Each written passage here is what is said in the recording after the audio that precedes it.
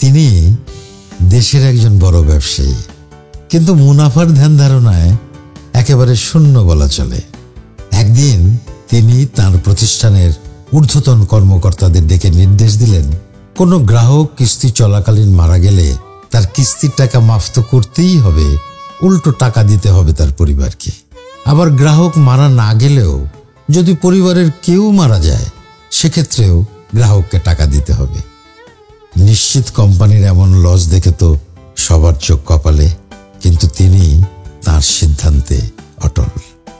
তিনি আরো নির্দেশ দিলেন, শুধু টাকা দিলেই হবে না, কোম্পানির লোকজন গিয়ে আপনজনের মতো করে মৃত কিস্তি গ্রাহকের দাফন বা সৎকারের ব্যবস্থা করতে হবে। খরচও বহন করবে কোম্পানি। তিনি সবকিছু হিসাব না করেই গ্রাহকদের জন্য নিয়োগ দিয়েছেন টেলিমেডিসিন ডাক্তার এবং 700 হেলথ কেয়ার ও হ্যাপিনেস অফিসার, যাদের কাজ হচ্ছে গ্রাহকদের অসুস্থতার খবর পাওয়া মাত্রই বাড়ি বাড়ি গিয়ে স্বাস্থ্যসেবা নিশ্চিত করা, সেটাও সম্পূর্ণ বিনামূল্যে। এছাড়াও তারা বাচ্চাদের স্কুলে ভর্তি সহ প্রয়োজনীয় সেবা দিতে প্রস্তুত থাকবে।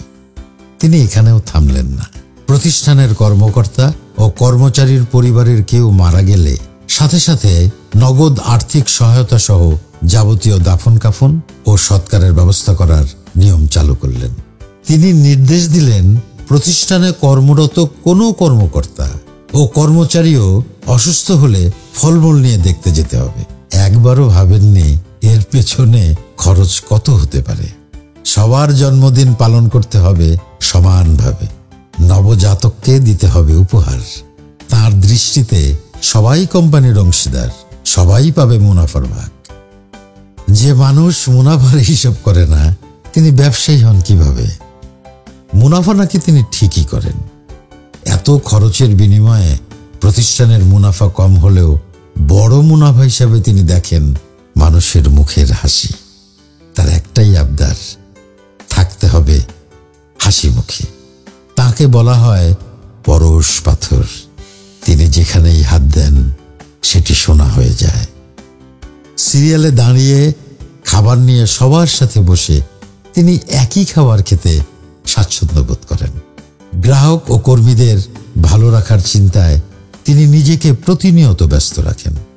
তিনি হয়তো মুনাফা বোঝেন না, কিন্তু মানুষের ভালোবাসা ঠিকই বোঝেন।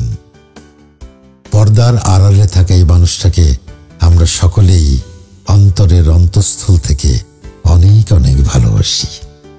আমাদের ভালোবাসার SM মাহবুবুল আলম স্যার, আমাদের খালিদ স্যার। আমরা চাই আপনি কোনোদিনই হিসাব না বোঝেন, মুনাফা না বোঝেন। উপরওয়ালার রহমতের বৃষ্টি আপনার উপর